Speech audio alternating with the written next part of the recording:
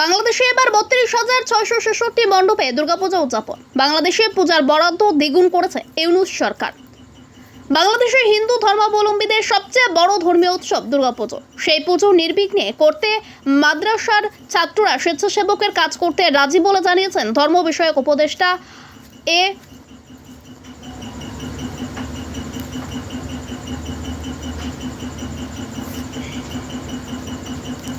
সেই পুজো নির্বিঘ্নে করতে মাদ্রাসা ছাত্ররা স্বেচ্ছাসেবকের কাজ করতে রাজি বলে জানিয়েছেন ধর্ম বিষয়ক উপদেষ্টা খালিদ হোসেন। তিনি বলেন, মাদ্রাসা ছাত্ররা বলেছেন পুজো কমিটি যদি চায় তারা স্বেচ্ছাসেবক হিসেবে কাজ করতে সম্মত আছে।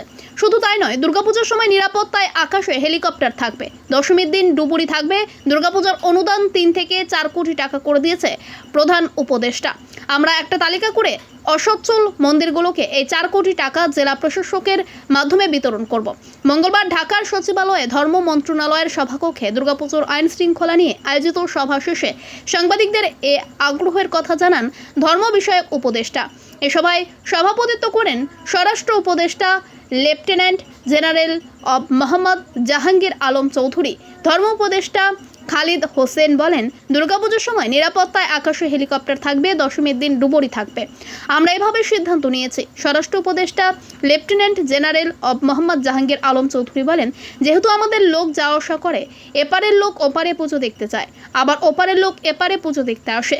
এখানে সবাইকে আমি অনুরোধ করছি, এবার আপনারা বর্ডার বেল্টে ভালো ভালো পুজো মণ্ডপ করেন, যাতে আমাদের লোক ওপারে না যায় পুজো দেখার জন্য, ওপারের লোক যেন এপারে না আসে। এটার ব্যবস্থা নেওয়ার জন্য এবারও অন্যান্য বছরের মতো উৎসব মুখর পরিবেশে দুর্গাপুজো উদযাপন করবেন হিন্দু ধর্মাবলম্বীরা। এবার দেশজুড়ে ৩২,৬৬৬ মণ্ডপে দুর্গাপুজো উদযাপন হবে। এছাড়া ঢাকার 2 সিটিতে 205টি মণ্ডপে পূজা উদযাপন হবে। পূজা উপলক্ষে দেশজুড়ে সার্বিক আইন শৃঙ্খলা কঠোর থাকবে। এ সময় ধর্ম উপদেষ্টা ডক্টর খালিদ হোসেন বাংলাদেশে হিন্দু বৌদ্ধ খ্রিস্টান ঐক্য পরিষদের প্রেসিডিয়াম সদস্য ও সাবেক সভাপতি অ্যাডভোকেট সুব্রত চৌধুরী, বাংলাদেশ পূজা উদযাপন পরিষদের সভাপতি বাসুদেব ধর ও সাধারণ সম্পাদক সন্তোষ শর্মা, বাংলাদেশ হিন্দু বৌদ্ধ খ্রিস্টান ঐক্য পরিষদের যুগ্ম সাধারণ সম্পাদক মনীন্দ্র কুমার নাথ, ঢাকা মহানগর সর্বজনীন পূজা কমিটির সভাপতি জয়ন্ত কুমার দেব ও সাধারণ সম্পাদক ডক্টর তাপস পাল প্রমুখ উপস্থিত ছিলেন। উল্লেখ্য, আগামী 9 থেকে 13 অক্টোবর সারা দেশে শারদীয় দুর্গাপুজো উদযাপিত হবে। আজান ও নামাজের সময় যেন কোনো বাদ্যযন্ত্র বা মাইকের ব্যবহার নিয়ন্ত্রণ রাখা মাইক সেই সময় বন্ধই রাখতে হবে। বাংলাদেশে এই পর্যন্ত আমরা যা পেয়েছি, টোটাল পূজা মণ্ডপ হবে ৩২,৬৬৬টা, আর ঢাকা দক্ষিণ সিটি কর্পোরেশনে হবে ১৫৭টা, আর ঢাকা উত্তর সিটি কর্পোরেশন হবে ৮৮টা। তা আপনারা সবাই জানতে চেয়েছিলেন যে আমরা এখানে কি কি সিদ্ধান্ত নিয়েছি। এখানে 1 নম্বর ছিল পূজা নির্মাণকালে নিরাপত্তা।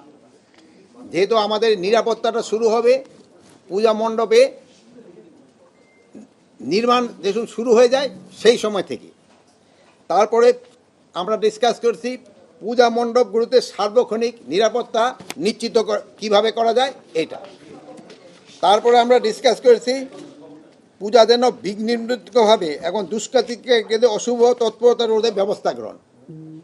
তারপরে আমরা কেছি দুর্ঘটনা রোধে ব্যবস্থা গ্রহণ ও উদ্ধার কার্যক্রম গ্রহণ। তারপরে আমরা আরও একটা ডিসিশন নিয়েছি পূজা মণ্ডপে আগত শিশু নারী দর্শনার্থীদের নিরাপত্তা নিশ্চিতকরণ। তারপরে আমরা আরেকটা ডিসিশন নিয়েছি বিদ্যুৎ সরবরাহ নিরবিচ্ছিন্ন রাখা। তারপরে সবচেয়ে ইম্পর্টেন্ট ডিসিশন নেওয়া হয়েছে স্বেচ্ছাসেবক নিয়োগ করা। এবারকার স্বেচ্ছাসেবক নিয়োগটা একটা ডিফারেন্ট হবে। স্বেচ্ছাসেবক